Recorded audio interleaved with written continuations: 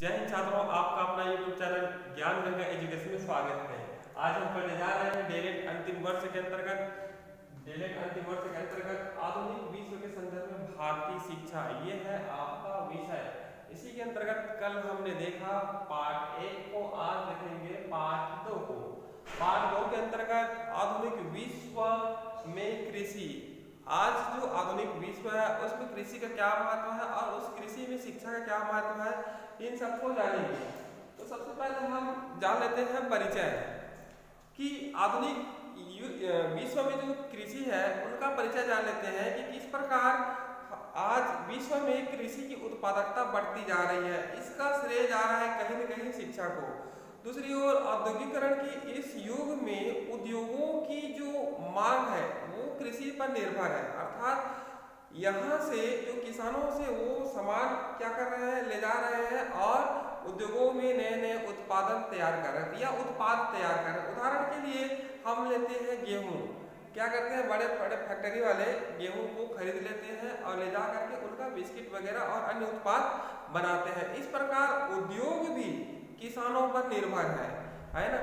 और कहीं न कहीं आज की जो किसान है वो अपनी निर्भरता को और क्या कर रहे हैं, बढ़ा रहे हैं। इसके लिए कृषि के यंत्रों में सुधार कर रहे हैं ताकि कृषि के क्षेत्र में और ज्यादा उत्पादन हो सके। इसी को मद्देनजर ध्यान में रखते हुए आज किसानों को और नई नई तकनीकों की शिक्षा की आवश्यकता है ताकि किसानों की उत्पादन क्षमता को बढ़ाया जा सके। और अनेक देश की सरकारें भी किसानों पर कार्य कर रही है। उसी प्रकार भारत देश की किसान की निर्भरता मशीनों पर आ गई है। आज पहले हम परंपरागत साधन से किसानी करते थे, खेती करते थे और अनेक प्रकार के उत्पाद तैयार करते थे, लेकिन आज किसान क्या कर रहे हैं, नए नए मशीनों का उपयोग करके उत्पादन क्षमता बढ़ा रहे हैं। चाहे वो कृषि के क्षेत्र में हो, मछली पालन हो, अन्य और उत्पादन हो, उन सभी क्षेत्रों में किसान मशीनों का अत्यधिक उपयोग करके या कहें रासायनिक खाद का उपयोग करके उत्पादन क्षमता में वृद्धि कर रहे हैं और राष्ट्रीय आय में अपना महत्वपूर्ण योगदान दे रहे हैं। तो इसलिए कहीं न कहीं जो कृषि की उत्पादकता है वह शिक्षा पर आधारित है। और शिक्षा जब हम किसानों को या किसान के बच्चों को देंगे तो वह आत्मनिर्भर होकर के क्या करेंगे, कृषि की उत्पादकता को और बढ़ाएंगे। इसी को ध्यान में रखते हुए बहुत से ऐसे किसान हैं जहां पर उत्पादन क्षमता नहीं हो पा रही, वो शहरों की ओर आकर पलायन कर रहे हैं, है ना। शहरों की ओर इसलिए पलायन कर रहे हैं ताकि शहर में जा करके वह अपना जीवन यापन और सुदृढ़ या मजबूत कर सके। और आज देखिए तो बहुत से ऐसे रासायनिक खाद है किसानों के लिए जो महंगे हो गए। महंगे होने के कारण किसानों की पहुंच नहीं हो पा रही है, जिस कारण किसानों को सही उत्पादन नहीं मिल पा रहे। इसलिए खाद है, रासायनिक खाद जैसे यूरिया, डीएपी, इन सब की उत्पाद क्या बोलते हैं, रेट अर्थात महंगा हो गया है। जितनी भी दवाई है वो भी महंगा हो गया है, जिससे किसान उनका सही उपयोग नहीं कर पा रहे हैं। तो इस प्रकार है ये परिचय आधुनिक विश्व में कृषि। आइए हम जानते हैं पारंपरिक खेती और आधुनिक खेती में फर्क।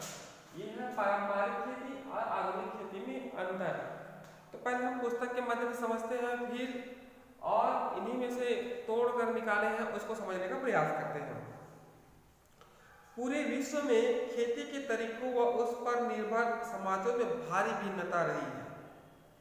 कहीं पहाड़ी व जंगली के इलाकों में आदिवासी समुदाय अस्थायी कृषि के साथ शिकार व कंदमूल फल संग्रह करके जीवन यापन करते हैं, तो कहीं पहाड़ों व जंगलों में ही बहुत बड़े पैमाने में बागानी खेती होती है, जिसमें चाय, रबड़ जैसी फसलें अंतर्राष्ट्रीय बाजार के लिए उगाई जाती है। या फिर किसान पहाड़ी ढलानों पर सीढ़ी नुमा खेत बनाकर अपने लिए अनाज व चारा उगाते हैं। दूसरी तरफ मैदानों व पठारों पर भी बहुत भिन्न तरह की खेती होती है। भारत जैसे देशों में ज़्यादातर खेती छोटे या मध्यम दर्जे के किसान करते हैं, जबकि अमेरिका या यूरोप के देशों में बड़ी बड़ी कंपनियां कई वर्ग किलोमीटर वाले फार्मों में खेती करते हैं। यहाँ हम मुख्य रूप से आधुनिक समय की खेती की कुछ सामान्य बातों पर चर्चा करेंगे। तो देखिए, पूरे विश्व में खेती के तरीकों व उस पर निर्भर समाजों में भारी भिन्नता रही है। अर्थात कहने का तात्पर्य यह है कि पूरे भारत में कहें या पूरे विश्व में कहें तो अधिकतर जो किसान हैं पूरे, जैसे भारत में कम से कम 85 या 80% ऐसे किसान हैं, ऐसे लोग हैं जो किसानी करते हैं, है ना, किसानी करते हैं और वह किसानों खेती पर निर्भर है। ठीक उसी प्रकार पहाड़ी क्षेत्रों में अनेक प्रकार की खेती होती है, जैसे रबड़ की खेती, चाय की खेती। कुछ ऐसी खेती होती है जो अंतर्राष्ट्रीय बाजार में बहुत बड़ा अपना बहुत बड़ा अपना योगदान देती है। साथ ही साथ कुछ ऐसे मतलब खेती है जो ऐसे पठारी मैदान में होते हैं, उनका भी अपना योगदान है अंतर्राष्ट्रीय बाजार में या राजकीय बाजार में। और बहुत से ऐसे पहाड़ी क्षेत्रों में सीढ़ीनुमा खेती होती है। सीढ़ीनुमा खेती के माध्यम से वो लोग खेती करते हैं और अपना जीवन यापन करते हैं। जबकि हम देखें यूरोप, अमेरिका में, तो वहाँ के बहुत बड़े बड़े कंपनियाँ, है ना, हजारों किलोमीटर तक या कहें कई किलोमीटर तक वो लोग खेती करते हैं। मतलब कहने का तात्पर्य है कि जो बड़े बड़े कंपनियाँ हैं कई किलोमीटर तक खेती करते हैं, अर्थात कॉन्ट्रैक्ट फार्मिंग होता होगा, है ना, जिनके अंतर्गत हम खेती करते होंगे।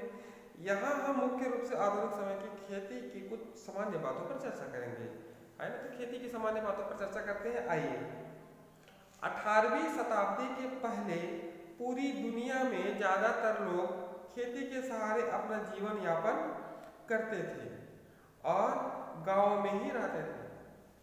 पुराने समय में खेती महज अन्न उत्पादन का एक साधन ही नहीं बल्कि एक जीवन शैली रही जो किसानी की गृहस्थी पर आधारित थी। इसमें कहा रहा है कि 18वीं शताब्दी के अंतर्गत अधिकतर किसान खेती करते थे, है ना, और वह अपना जीवन यापन व्यतीत करते थे। इस प्रकार वह कृषि पर ज्यादा निर्भर हुआ करते थे। समूचे ग्रामीण समाज और संस्कृति किसान और खेती के इर्द गिर्द चलती थी। ग्रामीण समाज हर पहलू, चाहे वह गृह निर्माण हो या पर्व उत्सव हो, वह खेती के आधार पर होता था, है ना। बहुत से ऐसे पर्व हैं जो ग्रामीण क्षेत्रों में होती है ना, जैसे कि छत्तीसगढ़ में होती है हरियाली त्योहार, जिसको हरियाली त्योहार के नाम से भी जाना जाता है ना। इस समय जो हल होता है उसको धोते हैं, धोने के साथ साथ उनकी पूजा वगैरह करते हैं और यह खेती से जुड़ा हुआ है, यह खेती से जुड़ा। ठीक इसी प्रकार भारत या विश्व के अलग अलग हिस्सों में जो पर्व होता है उसको कहीं न कहीं खेती से जोड़कर देखा जाता है। किसान जब धान उत्पादन करता है या कुछ भी उत्पादन करता है, जैसे आलू, प्याज वगैरह वगैरह, तो उनके भंडारण के लिए, है ना, भंडारण के लिए अपने घर के बीच हिस्से में उसको रखते थे। ठीक है, भंडारण कर ताकि उनका उपयोग वर्ष भर कर सके, इसलिए उनकी जितनी वर्ष की खपत है उस हिसाब से वो लोग भंडारण करते थे, अर्थात रखते थे। आज भी छत्तीसगढ़ अंचल में लोटना नाम सुनोगे, धान को रखने के लिए लोटना बनाते थे या कोठी, है ना, उसमें धान को रखते थे। लेकिन जैसे जैसे यूरोप, अमेरिका में व्यापार व औद्योगिकरण बढ़ा, इस स्थिति में काफी परिवर्तन आता गया। पहले तो खेती में उत्पादकता बढ़ाने के लिए कई कदम उठाए गए, जिनके चलते लगातार खेती के उन्नत तरीके खोजे गए। अब देखिए, अमेरिका, यूरोप जैसे देशों में खेती की उत्पादन क्षमता बढ़ाने के लिए नए नए तरीके खोजे गए, जिससे खेती की उत्पादन क्षमता बढ़ सके और औद्योगिकरण बढ़ता गया। इसके फलस्वरूप अब कम लोग खेतों में काम करके पहले से कई गुना ज्यादा उत्पादन कर सकते थे। इस बीच शहरों में उद्योग भी बढ़ रहे थे। धीरे धीरे लोग खेती व गांव छोड़कर शहर के कारखानों आदि में काम करने चले गए। गांव में जमीन कुछ लोगों के हाथों में आ जाती गई, जो बड़ी बड़ी जोतों से, मशीनों व मजदूरों से काम करवाते थे। और अपनी पूरी उपज को बाहर के बाजारों में बेचते थे। आपके मन में सवाल होगा कि किसानों ने अपने खेतों को कैसे छोड़ा। वास्तव में कई जगहों में बड़ी बड़ी जमींदार ने उन्हें जबरदस्ती बेदखल कर दिया और कई जगह किसानों ने पाया कि आधुनिक खेती के तरीके छोटी जोतों के लिए लाभप्रद नहीं है और खेती में भारी घाटा होने के कारण वे अपने खेतों को बड़े जोत वालों को बेचने पर विवश हो गए। आधुनिक खेती में ऐसे क्या बातें हैं, जरा देखिए। अब यहाँ पर कहा गया है कि मतलब खेती की उत्पादन क्षमता को बढ़ाने के लिए अलग अलग तरह के नए नए अवसर ढूंढे गए, नए नए औजार मशीनें तकनीकों का उपयोग होता गया, है ना, जिनसे तो बड़े किसानों को फायदा हुआ। वो अपनी फसल को मंडी तक ले जा करके वहाँ बेचते थे। लेकिन जो छोटे किसान थे, है ना, वहाँ तक उनकी जो आधुनिक खेती है ना, आधुनिक खेती के जो उपकरण है, उन उपकरणों का उपयोग सही ढंग से नहीं हो पाता था, जिन कारण वह उद्योगों की ओर अग्रसर हो गए। कहने तात्पर्य यह है कि वह अपना खेती बेच करके या कहे खेती को छोड़ करके वह उद्योग में काम करने के लिए चले गए, अर्थात गांव से शहर की ओर पलायन किए। और कहीं कहीं तो जो छोटे किसान थे उनको सही लाभ न मिलने के कारण वह विवश हो करके अपनी खेती को बड़े जो जोत वाले थे, अर्थात बड़े जो किसान थे, उनको बेच करके वह शहरों की ओर पलायन करते चले गए, है ना। अब आप सभी जानते हैं कि घाटा होने के कारण अधिकतर परिवार या अधिकतर जो छोटे किसान होते हैं वह अपनी धान या अपनी फसल है या खेत को बेचकर उनकी भरपाई करते हैं और पलायन कर जाते हैं, अर्थात खाने कमाने के लिए दूसरे देश या कहें दूसरे राज्य चले जाते हैं। आधुनिक खेती की कुछ प्रमुख लक्षण आइए देखते हैं। आधुनिक खेती के कुछ प्रमुख लक्षण इस प्रकार हैं। फसल में एकरूपता, मिट्टी की सघन जुताई, कृत्रिम खादों का उपयोग, सिंचाई, कीटनाशक दवाई का भारी उपयोग, विशिष्ट बीजों का उपयोग। अब देखिए आधुनिक खेती हम इसके अंतर्गत भी देख सकते, मशीनों का उपयोग, रासायनिक खाद, नई पद्धति, अधिक उत्पादन, कम श्रम, खरपतवार नाशक इत्यादि दवाइयों का उपयोग, है ना, सिंचाई के संसाधनों का उपयोग। तो ये आधुनिक खेती के इस प्रकार के लक्षण हैं। पुराने समय में किसान अपने परिवार की तमाम जरूरतों को पूरा करने के लिए अपने खेतों में तरह तरह की फसलें बोते थे। छोटे छोटे टुकड़ों में तरह तरह की फसलें अलग अलग समय पर उगाती थी। हर एक फसल को अलग अलग समय पर पानी देना, खाद देना, निदाई गुड़ाई करना आदि होता था। लेकिन आधुनिक खेत में मुख्य रूप से एक फसल, वह भी है एक ही विशेष किस्म के बीज की फसल, एक लंबे चौड़े इलाके में उगाई जाती थी। जिस क्षेत्र से जिस फसल को उगाने का सबसे अधिक लाभ है उसे उस इलाके के सारे खेतों में उगाते हैं। इस कारण उनकी उत्पादकता बढ़ाने में भी आसानी होती है, व्यापार में भी। अब यह कहा गया कि पुराने समय में जो खेती हुआ करता था वह परिवारों की तमाम आवश्यकताओं की पूरी करते थे, है ना। छोटे छोटे टुकड़ों में खेती करते थे, निंदाई गुड़ाई इत्यादि का काम होता था। हर एक फसलों को अलग अलग तरह से उनको बोते थे, जैसे कि टमाटर हो गया, सेमी हो गया, धान हो गया, आलू हो गया, ये अलग अलग मौसम में बोया जाता था। और कहीं कहीं जिस फसल में उत्पादन ज़्यादा होता था उस फसल को आसपास से किसान भी करते थे। इस प्रकार वे अपनी उत्पादन क्षमता को बढ़ाते थे और लाभ कमाते थे।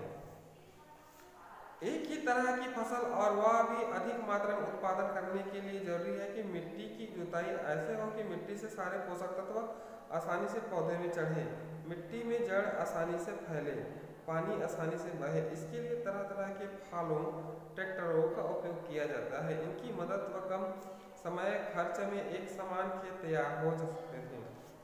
अब इस प्रकार कहा गया है कि ज़्यादा उत्पादन क्षमता बढ़ाने के लिए या एक ही फसल जो जिसमें ज़्यादा उत्पादन हो रहा है ना, इसको और अच्छे ढंग से बेहतर बनाने के लिए क्या किया जाता है, अच्छे ढंग से उसकी जुताई किया जाता है, अच्छे ढंग से उनका खेत का ध्यान दिया जाता है ताकि उत्पादन क्षमता बढ़े। इसके लिए अनेक प्रकार के जोतों और फालों का उपयोग किया जाता है ताकि उनकी उत्पादन क्षमता बढ़ सके और कम समय में कम पैसे में खेत तैयार हो जाता था।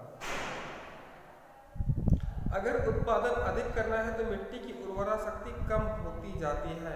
आप सभी जानते हैं कि हम कोई एक उत्पादन क्षमता वाले फसल बोते हैं तो उस खेत में उसकी उत्पादन क्षमता कम हो जाती है। जैसे हम धान लगातार बो रहे हैं तो धान की उत्पादन क्षमता कम हो जाती है। इसलिए है ना, चक्रीय क्रम ढंग से खेती करना चाहिए।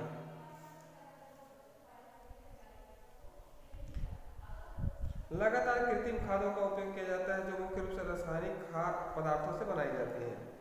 अगर पूरे क्षेत्र में एक सी फसल उगाना है तो यह भी सुनिश्चित करना होगा कि सब जगह पर्याप्त नमी हो। केवल प्राकृतिक वर्षा पर निर्भर नहीं हो सकते। भारी मात्रा में सिंचाई की कृत्रिम व्यवस्था करनी होती है जिसके लिए तहत भूजल का दोहन बढ़ता है या बड़े जलाशयों में वर्षा के पानी का संचयन करके नहरों के माध्यम से खेतों तक पहुंचना होता है। अब यहाँ पर कहा गया है कि अगर पूरे क्षेत्र में एक ही फसल उगाने से हमें यह सुनिश्चित करना होगा कि उस क्षेत्र में पर्याप्त नमी है कि नहीं है। हमें केवल वर्षा के जल पर निर्भर नहीं होना है। इसके लिए कृत्रिम सिंचाई के साधन को हमें ढूंढना होगा। इसके लिए हम भूजल है ना, भूजल अर्थात जो पृथ्वी के अंदर से ट्यूबवेल से बाहर निकालते हैं उनको अत्यधिक दोहन बढ़ते जा रहा है। साथ ही साथ दूसरी तरफ हम जो जलाशय है उनका उपयोग करके सिंचाई में काम ले सकते हैं और वर्षा की जो निर्भरता है उनको दूर कर सकते हैं। जब किसी बड़े क्षेत्र में एक ही फसल उगाते हैं तो यह पूरी फसल खास तरह की बीमारी या कीड़ों की शिकार हो सकती है। इसे नियंत्रित करने के लिए विशेष कीटनाशकों का उपयोग जरूरी है। अब देखिए, हम एक ही फसल उगा रहे हैं ना, जैसे धान लगा रहे हैं, गन्ना लगा रहे हैं या कोई भी फसल उगा रहे हैं तो एक ही फसल लगाने से बीमारी की जो बीमारी ज़्यादा उसमें होती है ना। तो इसके लिए हम रासायनिक खाद या रासायनिक जो दवाई है, कीटनाशक है, उनका उपयोग करते हैं। आधुनिक खेती में ऐसे बीजों के चयन पर जोर है जो आधुनिक उत्पादन दे और एक खास गुण की फसल पैदा करे। ऐसे बीज बने जो तमाम बीमारियों से बच सके। चयन द्वारा अथवा सूक्ष्म जीवाणु विज्ञान के माध्यम से बीजों के गुणसूत्रों को बदलकर भी ऐसे बीजों को तैयार किया जाता है। यह काम विशेष प्रयोगशालाओं में तथा विशेष बीज फार्मों में कंपनियों द्वारा किया जाता है। देखिए, आधुनिक खेती के अंतर्गत हम बीजों का क्या किया जाता है, चयन किया जाता है कि कौन सा बीज बोएं कि उत्पादन क्षमता ज़्यादा हो। इसके लिए हम अधिकतर बीजों का क्या करते हैं, संकरण करते हैं या यह बड़े प्रयोगशालाओं में संपन्न होता है। कहने का तात्पर्य यह है कि हम उत्पादन क्षमता बढ़ाने के लिए हाइब्रिड बीज का क्या करते हैं, चयन करते हैं और यह प्रयोगशालाओं में क्या होता है, संपन्न होता है कि किस प्रकार हाइब्रिड बन सकता है। इसके लिए उनके गुणसूत्रों को बदला जाता है। उपरोक्त बातों से यह स्पष्ट हो गया कि आधुनिक खेती में आधुनिक विज्ञान का अत्यधिक उपयोग है, चाहे वह मशीन के निर्माण हो, खाद, दवा, बीज हो या बांधों के निर्माण में। दूसरा यह कि इनमें लगातार बदलाव आता रहता है, नित नए नए तरीके खोजे जाते हैं। तीसरा यह कि सारी चीज़ों को किसान बाजार में खरीद कर उपयोग करता है, यानी किसान आज केवल अपने घरेलू साधन के आधार पर खेती नहीं करता है, उसे हर कड़ी पर बाजार से सामान खरीदना पड़ता है और उसके बदले अपनी फसल को बेचकर पैसा कमाना पड़ता है।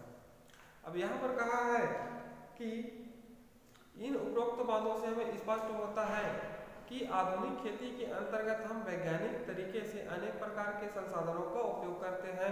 खेती के लिए मशीन, रासायनिक खाद, बीज है ना, इन सब का हम भारी मात्रा में उपयोग करते हैं और लगातार हम खेती में उत्पादन क्षमता को बढ़ाते हैं। और क्या करता है, उत्पादन क्षमता बढ़ने के पश्चात किसान अपने बीज को अपने जो फसल तैयार होता है उसको बेच करके वहां से क्या लेता है और नए नए सामान या उपकरण लेता है।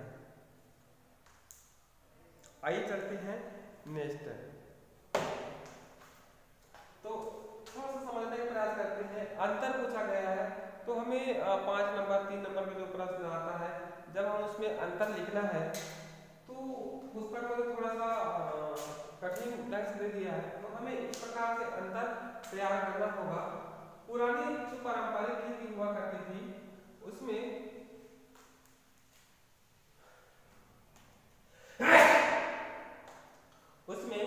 बैल व अन्य साधन के माध्यम से क्या करते थे, पारंपरिक खेती करते थे, है ना। कभी हाथ से करते थे, कभी कुदाल से करते थे, लेकिन आधुनिक खेती में मशीनों का अत्यधिक उपयोग होता रहा है, जैसे ट्रैक्टर, हार्वेस्टर, है ना।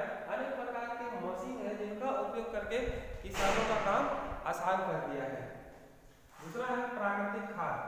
हम पारंपरिक खेती के अंतर्गत प्राकृतिक खाद का उपयोग करते थे या नहीं करते थे। जिनके पास प्राकृतिक खाद जैसे कि गोबर खाद, कंपोस्ट खाद है, उनका तो उपयोग कर लेते थे, लेकिन आज आधुनिक खेती की उत्पादन क्षमता को बढ़ाने के लिए हम रासायनिक खाद का उपयोग करते हैं और साथ ही साथ हम प्राकृतिक खाद बनाते हैं। कैसे बनाते हैं, जैसे कि हम घास उगा दें, उनको सड़ाएं तो वो पूरा खेत है वो खाद हो जाएगा, है ना। इस प्रकार क्या हो गया, उत्पादन क्षमता उनसे बढ़ते गया। देखिए, हम पारंपरिक खेती में पुरानी पद्धति को अपनाते थे, अर्थात जो वैज्ञानिक नियम है उनका उपयोग नहीं करते थे, लेकिन जो आधुनिक खेती है उनमें हम नई नई पद्धतियों को अपना रहे हैं, नए नए नियमों के अनुसार हम खेती की उत्पादन क्षमता को बढ़ा रहे हैं। आइए देखते हैं उत्पादन में कमी। पारंपरिक खेती होती थी पहले, उसमें उत्पादन में कमी आती थी, अर्थात कम उत्पादन होता था, लेकिन जैसे आधुनिक खेती में मशीनों का प्रयोग होता गया और हाइब्रिड धान बोते गए या हाइब्रिड फसल बीज लगाने से उत्पादन क्षमता अधिक होने लगा, है ना। इस कारण किसानों की आय दुगुनी तिगुनी चौगुनी होती गई और इसमें उत्पादन में कमी थी। पारंपरिक खेती में श्रम को अधिक महत्व दिया जाता था, इसमें अधिक श्रम होता था, लेकिन आधुनिक खेती में कम श्रम लगता है। जैसे कि जैसे खरपतवार है, अर्थात जो वन है, चारा है, उसकी निदाई गुड़ाई के लिए हाथों से करते थे, लेकिन आज इसके लिए केमिकल युक्त, है ना, केमिकल युक्त कीटनाशक या बंधनाशक दवाई का उपयोग चल रहा है, जिसके कारण मनुष्य का काम आसान हो गया है। ठीक है, आइए पारंपरिक खेत तो अधिकतर करके हाथ से कार्य करते थे, लेकिन आज खरपतवारनाशक जितने भी मतलब वो सब है जिनसे हम क्या करते हैं, आधुनिक खेती के अंतर्गत हम रासायनिक दवाओं, खाद, है ना, इनका उपयोग करके हम खेती की उत्पादन क्षमता को बढ़ा रहे हैं। इसके अलावा अनेक प्रकार के बीज, ये इन सब का उपयोग होता रहा है। तो हम केवल धान की दृष्टि से ना देखें, अन्य और फसलों की दृष्टि से देखें कि आधुनिक खेती और पारंपरिक खेती में क्या अंतर है। तो वास्तविक में जो पारंपरिक खेती है और आधुनिक खेती है उसमें पर्याप्त अंतर दिखाई देता है ना। यह विज्ञान के नियमों पर आधारित है और यह हमारी जो पुरानी सोच है उन पर आधारित है ना। इसमें परिवार की आय में उतनी वृद्धि नहीं होगी, लेकिन आधुनिक खेती में परिवार की आय में वृद्धि होगी, साथ ही साथ उनका जीवन खुशहाल होगा। तो ये हो गया पारंपरिक खेती और आधुनिक खेती में अंतर। इनके अलावा और भी हो सकते हैं, उनको आप लोग लिख लीजिएगा।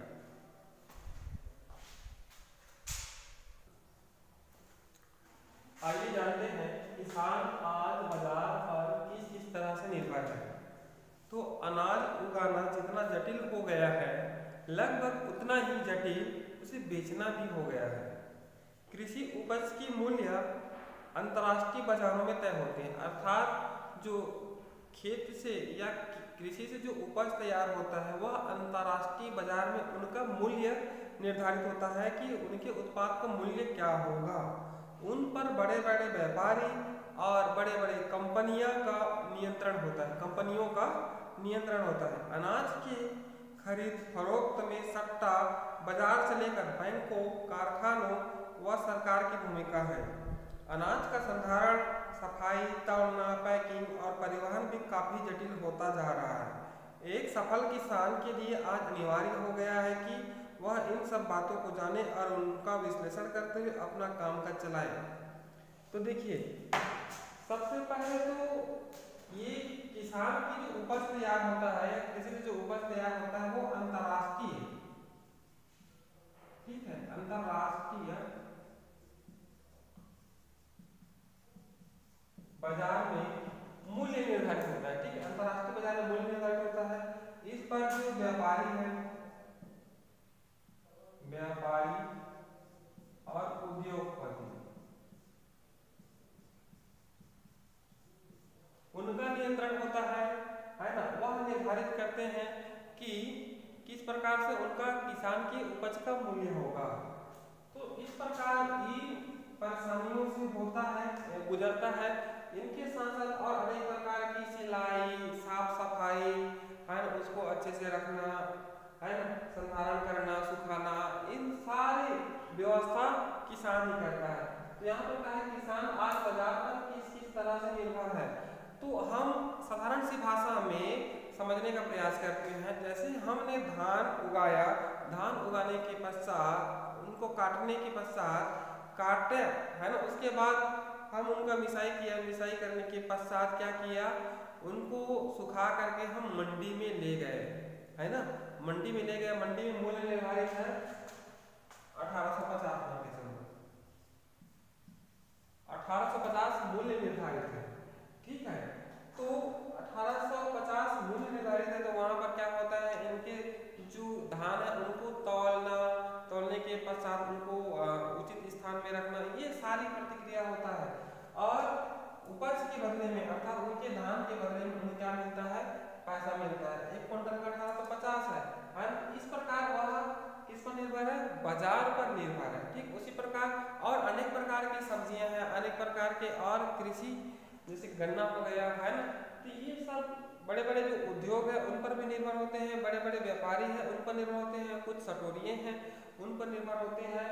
और उनकी निर्भरता इस प्रकार होती है कि जो अपनी माल जो उत्पादन कर रहे हैं उनको बेच करके पैसा मिलना और उन पैसे का फिर बाजार में उपयोग करना, या जो अंतर्राष्ट्रीय बाजार है या राष्ट्रीय बाजार है उन पर क्या किया जाता है, अनेक प्रकार के सामानों पर खरीद फरोख्त किया जाता है।